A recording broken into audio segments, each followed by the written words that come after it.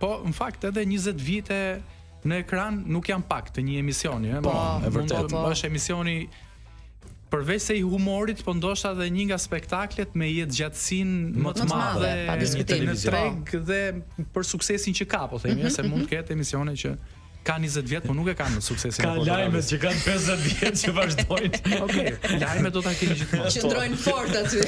Dhe po thosha që gjithmonë kanë ndodhur këto fazat e rinovimit portokallizëm, domethënë po thuaj se çdo sezon e bënim audicione, çdo sezon vinin aktorë të rinj që tentonin, disa i rezistonin, pastaj disa të tjerë kishin ato fazat e veta, shkëputeshin. Nuk është e kollajt që ta mbash portokallin edhe pse mund ta fitosh, domethënë. Po, e vërtet. Dhe të njëjtën gjë, pastaj sigurisht edhe unë me rikthimin portokalli do bëja një përpjekje për të rinovuar gjërat, për të ndryshuar disa gjëra, për të marrë disa aktorë të rinj. Është e nevojshme që të ketë gjithmonë aktorë të rinj, domethënë që vinë kur them aktorë të rinj. Një energji tjetër. Kur them aktorë të rinj, nuk e kam se aktori i ri mund të jetë dhe një djalë 50 vjeç, por vjen dhe është i ri për emisionin.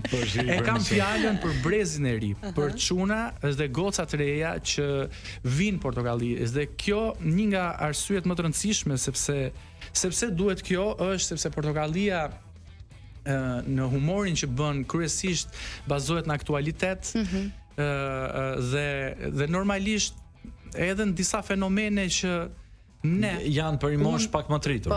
Jo, edhe disa fenomene që unë tani nuk i kuptoj siç i kuptoja kur isha 20 vjeç. Po, e vërtetë është. Dhe Portokallia gjithmonë ka pasur, si më thënë, atë fashën e ndjekësve të saj që nga fëmijët që kanë filluar që shikojnë portokallin edhe deri pa limit pastaj. Kështu që